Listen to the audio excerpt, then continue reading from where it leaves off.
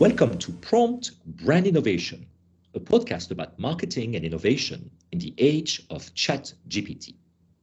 My guest today is Shravan Rajpurohit, the CEO of the Intellify, the next generation AR, VR, XR, and metaverse production company. So, Shravan, first of all, thank you so much for taking the time to speaking with me. And tell us a little bit more about who you are and tell us a little bit more about the Intellify. What do you guys do? As you mentioned, my name is Shravan Rajpurohit. I'm the CEO and co-founder of the Intellify. We are an AR VR company, metaverse, and like we do augmented reality, virtual reality, metaverse, and different kind of immersive experiences. So we started this company back in 2018, and we just recently completed 5 years, got 40 people in-house, and yeah, that's what we do.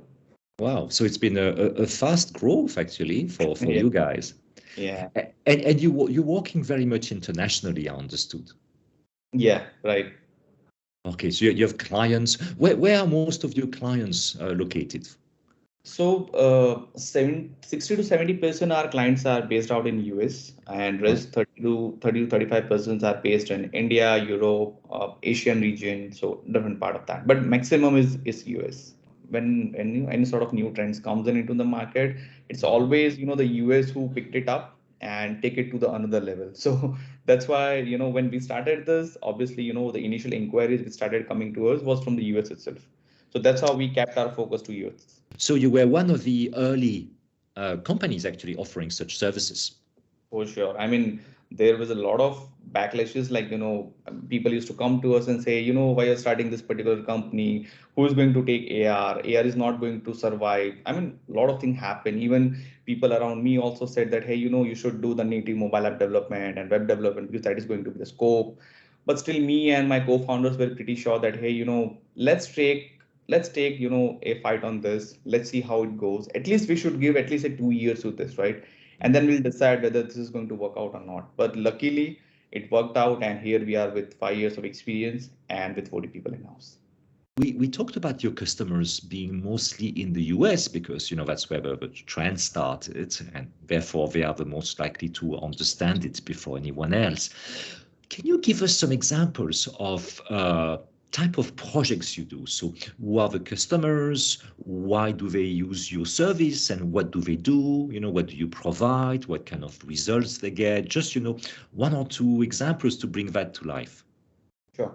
So our customers are mostly, startups, mid-scale companies, and as well as the enterprise as well. So we don't have a specific customers, but initially when we started, all of them wanted to use AR or VR into their services, into their product, right? But majority, when we started in 2018, our core customers were real estate companies because those were one of the first adopter of AR and VR. Then it got into the education, then into the entertainment, and that's how it worked out. So initially, most of the work which we did was around the real estate companies for Dubai, for different part of US as well. So that's how it got kicked off. And within next 2 or 3 years, it turned out that most of the industries are doing it. So majorly right now, if I talk about our major customers are from marketing and advertising companies, because they have a brand, they already have a brands who want to spend on marketing, but on some sort of different level of marketing, and that's how immersive experience comes into that, and they can pitch it to their brand, brands can utilize that, and they can show it to their customers because now each customers want something immersive, right? I would not say that all customers understand AR VR till now also. I would say hardly 20-25% people understand AR VR, but still brand has to use AR and VR to give immersive experience to their customers. For example, if they're launching a particular product, right? So initial the traditional way was that you set up the billboard, you do the the digital billboard, then you give the print ads, and then you put it on Instagram, etc. But now what people want is that you let them try that. For example, if I'm launching a lipstick brand, right? Can give an virtual try on to the customers that, hey, try this. So they try on themselves, they get immersive, and they go to my website, and maybe they can buy it. So the study that the people who have virtually try on the products, that has actually increased more than 50% of buying rate. So that has happened. But yeah, coming back to your question, who are our customers and some Mm. real use cases. So right now, our majority of the customers are marketing and advertising companies. They work with the brand and they give us the business. Yeah. Secondly, we work with the direct brands. So brands like, Discovery, Boimer Group, Metronics, Safran, Emphasis. So these are some of the brands for whom we have created the solutions and has been used by them. And Fantastic. yeah, and some of the real estate use cases which I mentioned about. So there is a company in Switzerland called Kistag. Hmm. So with for whom we created this completely. So they are into an interior designing company, right? So they are mostly into the kitchen designing. Hmm. So what we did was we created this AR and VR solution for them. So through help of AR, you can visualize all of their kitchen in AR. So for example, you're sitting at your home, you select whatever type of kitchen you want, and that kitchen come in front of you. So Mm. now the customers can get a feel of that, if they are buying this kitchen, right? For example, if they're giving order of this particular kitchen, so how this is going to look like, how it is going to virtually looks like. For the virtual reality, what we did is their representative can go to the customer's home, they can give that headset, they wear the headset, and then completely customize their own kitchen. So one example, you set up the kitchen, there is a virtual kitchen in front of you because you're already into the virtual world, and you can customize the color, the combination, etc. And that's how then you make the buying decision. So Mm. solution really worked for them. This is great. These are great examples. So just to kind of like summarize for people who are not necessarily very familiar with AR or VR, the possibility. So you mentioned a few examples. So one of them starting, for example, with a lipstick. So I Yeah, will go to a shop, for example, a Sephora, and there's a QR code, and I use my phone and I scan the QR code, and potentially I see myself like a selfie, and I see myself with the lipstick on, with the exact color. So straight right, away, I don't need to try, so it's fantastic. Or the kitchen, I'm on a website or on an app. And again, here I have the opportunity to use my phone and select a particular kitchen. And when I move my phone to my room, for example, then the kitchen is there. I can see the right, cabinet and etc. So straight away, I can see how it will look inside my house. And, and, right. and obviously, that must be an amazing way to accelerate sales. Even nowadays, every brand is using AR. That's what I can say. I mean, they are trying to use it, they are thinking of using it, or they are already using it. Mhm. That's how it is working. So, an example, Ray-Ban right now, if I talk about the Ray-Ban brand, right? So they are Mhm. also, if you go to their website, you get an option of virtually trying out all of their glasses. Mhm. Now that helps you to make a better decision that whether these glasses are going to look good on me or not, which was not earlier available. What people used to do is they either used to go a local shop, they go there, they pick up the glasses, they wear it, they try out, and so that's a little bit of consuming time, right? Mhm. Nowadays, what people can do is if I'm sitting at my office, I got a 15 minutes of window free time, right? I can quickly go to the Ray-Ban website, I can just try out 15 different shades, and that's it. I can buy it. So I'm saving a lot of time. Even if I go directly buy from the website or so, I can maybe get some better discounts, Mhm. and that's how the things like making easier. Yeah, it solves a real problem. Yeah, As you it's all. said, there's the real problem, which is again, I have to imagine how it looks, and what you say will resonate. I mean, it resonates with me and probably with a lot of people. Is more often you will still walk to the shop, try, although you will still buy on a website because they have more choice, and more inventory, and it's cheaper. But you save yourself the trouble. Uh, but it's interesting because we talk about this real solving real pain points, real needs, and the examples we gave, I suppose, it's like, oh yeah, that's clear cut. I love to try that. It makes a Yeah. lot of sense. But recently, it seems that everything to do with metaverse, especially, went for a hype curve, and it seems from the media, from the press, from the comments we are getting that the hype curve is a little bit behind us. We see more cynical comments about the metaverse, for example, than Yeah. positive ones. Right. Why do you think it's so? So, so I'll divide, so I always keep AR, VR, and metaverse as in three different segments, right? I never Mm. mix it. Now, as a company, we believe that AR and VR is still a potential helping people and making the real sense. Now, the real question comes on the metaverse because what metaverse is going to do is they are going to do everything. Like, they are taking you completely to the virtual world. uh, all everything is happening virtually around that. So my thinking is that people are not able to still digest that, why should I shop everything virtually? I mean, obviously, if I go to the Ravens website, I can, but still I'm in a real world, right? Everything is happening in a real world. I'm just trying out the shades on my face. So Mm. that's an AR thing. Coming back to the metaverse, a lot of things happen with the metaverse. So there's an NFT involved, blockchain involved. A lot of big brands are trying to, launch their product into the metaverse. But the real problem is how people are going to join metaverse, right? Either you need to have a good headset, which is a VR headset. You need to have a laptop or something, or people are still not aware of how to use the metaverse. Mm. But if it comes to the normal AR and VR, right? So for AR, for example, Instagram and Snapchats are there. So they Mm. are giving brands an option that, hey, you create the filter, you give an option people to buy them, and you try them out, then they can go to their website and buy it. So right now, people are already using Snapchat, people are already using Instagram. So it's very easy for them to, just pick up one more thing like an AR to, try out and buy the things. But when it comes to the metaverse, it's completely a different game. A lot of things are required, the quality of graphics, the quality of 3D model, a lot of things are involved in that. So people are still not, you know, I would say convinced to use the metaverse. So I'll always keep metaverse as a separate part, which Mm. I also agree that it's on a little bit of declining rate, the kind of Mm. hype which it got like, in year back. But now it is still on the, maybe I wouldn't say on a decline line, but maybe on a stagnant line. But Mm. Mm. AR, it's still a way ahead to go. I mean, Yeah. people using it, we are doing it. So as a company, our majority of the project is on AR and VR, not on the metaverse mostly, because we That can believe VR is going to help us people. That's why.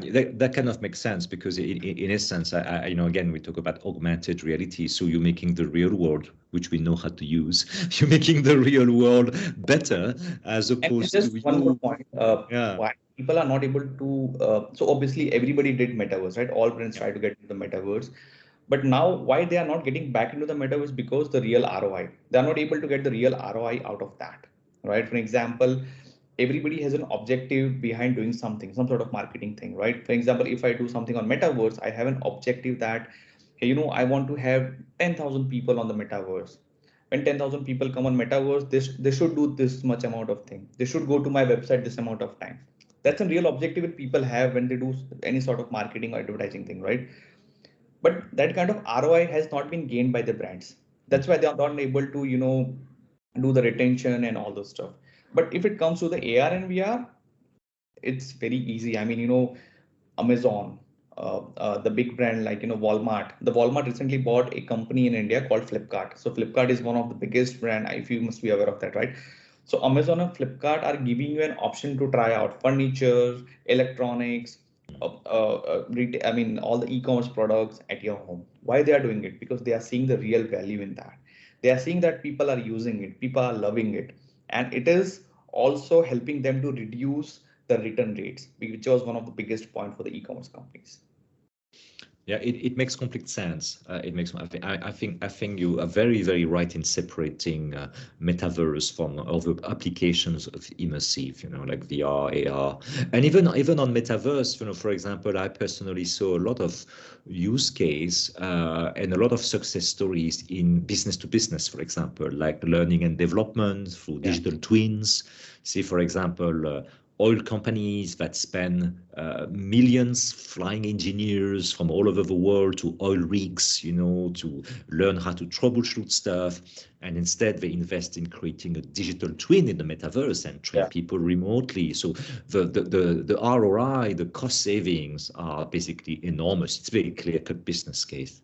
And Agree. what do you think is next then for I will say immersive? And I'm really curious to have your view on what's next for metaverse as well as AR. Just curious. So, so AR and VR, I mean, is something still we are pretty sure that, so we have separated, different segments. So AR, we think is advertising and marketing, where, most of the AR is going to be used. So like brands are going to use for their brands promotion, for their product promotion. So a lot of things are going to happen in AR. People are adopting it, right? Coming to the VR part, VR is mostly going to be used on the training part. So for example, you have a particular company, you have a machinery. So VR can be used in three parts. You can onboard the people, right? You can give a virtual induction into that, which can help a lot of time saving and everything. You can also give, product demonstration, like, you have a big machineries and you want to demonstrate to your customers. So you can simply put on the headset and you can give it to your customers, right? And third, training the people, which is one of the most costliest game for any companies, right? So if you are training thousands of people every year, and if this particular device helps you to save at least 20%, 30%, or 40% of your cost, which is it is already happening, right? So this is what happening. So we have segregated into AR and VR like this. Now for the metaverse, I believe the next step, or maybe the current step, which is going to be enlarged, would be more with the digital collaboration. So, for an example, you are sitting at your place right now, and I'm sitting here right now. So instead of doing on a Skype, maybe we'll get into our digital twins, right? And we'll get into metaverse. We'll have office like space. We can invite a lot of people. So kind of the things which used to people do like in the TEDx talk, right? So there is a person who is speaking on the stage. So similar way, that is going to be the next step in metaverse. But I'm still not sure if that is going to be succeed or not. Yeah, coming with with the new devices which are going to come into the market, I'm think the game can surely change. What mistakes should you avoid, if you considering your first immersive project, say whether it's AR, VR, metaverse, what are the things to avoid, to maximize success and minimize risks? Right. So, majority of the time, what I have seen is that the major mistake which people do when they are using the immersive experience first time is just copying what their competitors are doing. So, for example, X brand is already using the AR for their product, right? So, what the similar brand is going to do is they will come to us and say, hey, this brand is doing it. I also want similar to this. But they don't understand that similar things never works. So most of the time in marketing, the thing which has worked out for a particular brand, it's not sure that this is going to be work for another brand as well. You always have to come up with something niche for your audience, because if a brand has 10,000 people who are their customers, they are a different kind of customers. They have different need. They need different kind of branding marketing. Similar way, maybe you are selling the same product, but that doesn't mean that the same kind of experience will work. So that's why most of the time when any brand comes to us and say, we want something similar to this, we always say that, hey, we understood the concept that you want to use the AR, but using the same kind of thing never going to work for you. So what we do is we do a little bit of consulting. We understand their pain point, who are their customers, what exactly they want to promote, whether they want to promote their brand, they want to promote their product, or they just want to get the traction of their customers. So depending on the different need, we create the solution and then we give it to them. So I think number one mistake which people do while using the immersive experience, because immersive is easy, but again little bit hard for the people as well, because people like my parents who are going to use it, right? And so even using the AR is a little bit tough for them. Even my parents don't know what is AR and VR till now. So we have to think it from a longer perspective that if we are creating something, it has to be easy for our customers and also easily usable. That's what we have to think about that. Most of the time I have seen brands keep do a lot of thinking around the creative part. Hey, we want to do like this, we want to do like this, but at the end when they launch it, people don't know how to use it. So that's the major problem which happens. So you always have to that whatever solution you launch, it has to be easy to use and also make a little bit sense for the people. Yeah, that makes a lot of sense. And very, very often a lot of brands jump on the proverbial bandwagon because all the other brands are doing it. So they feel the pressure to be there too. And as you rightly say, they just kind of like copy. They don't necessarily think about what do you want to get out of this exercise? Is it learnings? Is it actual conversions, increase in traffic, and etc. And I guess probably in the early days, what makes sense is for brands and for marketing team is the learning part, learning the platform, the channels, how people engage, etc., and using these learnings to then decide what to do next. Armed with more information and experience. That kind of makes fantastic.